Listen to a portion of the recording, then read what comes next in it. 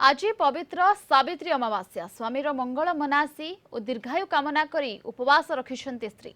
घरे घरे यही व्रत पालन हेउतिबा बेले सामूहिक भाव में मंदिर और देवालय गुड़िकरे महिला माने पालन करुछन्ति सावित्री। एथिपाई विभिन्न मंदिर रे प्रबल गहली लागिछि। विभिन्न प्रकार फलमूल धरी पूजा पाई लंबा धाड़ी लगाइछन्ति सधवा महिला। पुराण शास्त्र अनुसार सत्यवान को जीवन फेराई आनिबा पई जमराजंक सह लढिथिले सावित्री। तेबे निजर सतीत्व बल स्वामी को पुनर्बार जीवित कराइथिले। ब्रह्मपुर मंडल कारागार रे थिबा महिला अंतेवासी कारागार कर्तृपक्ष सावित्री व्रत पालन करने लगी समस्त प्रकार व्यवस्था करिसेंती।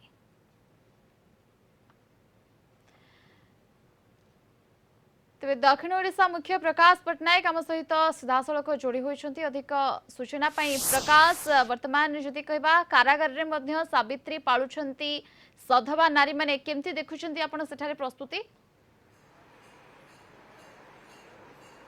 नहीं देखो बर्तमान आम गोटे मंदिर परिसर अच्छु जो देखु गोटे आध्यात्मिक परिवेश गोटे सृष्टि होती। सधवा महिला माने भोग थाल धरी आसी मंदिर प्रांगण को जोटि कि सामूहिक भाव सावित्री व्रत पालन कराऊँगी। जी रही पूजक सी सावित्री व्रत पाठ करने सहित से जो महिला माने आसुँच आशीर्वाद दौरान या सहित जो महिला माने जो उद्देश्य नहीं कि व्रत पालन करमती साकार हो। अर्थात गोटे विश्वास रही आज व्रत पालन कले सधवा महिला माने जदि पालन करते ताले तांकर स्वामी मानकर दीर्घ जीवन हो पार या सहित तांकर परिवार मध्य मंगल हो।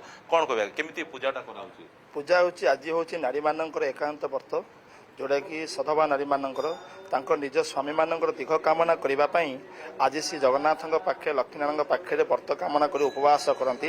ये हूँ गोटे पवित्र दिन। ये पवित्र दिन में नारी मैंने सका उठिकी घर पूजा विधि सरिकी श्री जगन्नाथ पाखक आसती और स्वामीर कि दीर्घ कामना करने जगन्नाथ पाखे जनाती और लक्ष्मीनारायण को भी जनाती और स्वामी मान दीर्घ कामना करती। ये हूँ सका पूजा आरंभ हो सारे तुहा को तुहा अर्थात पर्यायक्रमे महिला मैंने आसुँच एकाठी होती व्रत पालन कर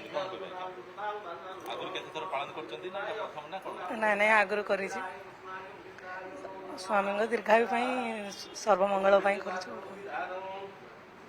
आज उपास हाँ निश्चय गोटे परंपरा रही नुआ लुगा साथी आनी था सावित्री उद्देश्य पूजा करा जाए। सहित जो आम देखुचे भोगताल रवींद्र कैमेरा पर्सन कहबी देखा जो भोगताल जमी विभिन्न प्रकार फल अच्छी आंब कथा कहतु पणस सपुरी कदली नड़िया सब प्रकार फलमूल रखाई सहित पूजा करे निष्ठार सहित पालन करुछंती व्रत एवं आज सकाळु सकाळु मंदिर मानकरे भिड़ लगी सारे। बहुत बहुत धन्यवाद आपको समस्त सूचना और आलोचना पाई।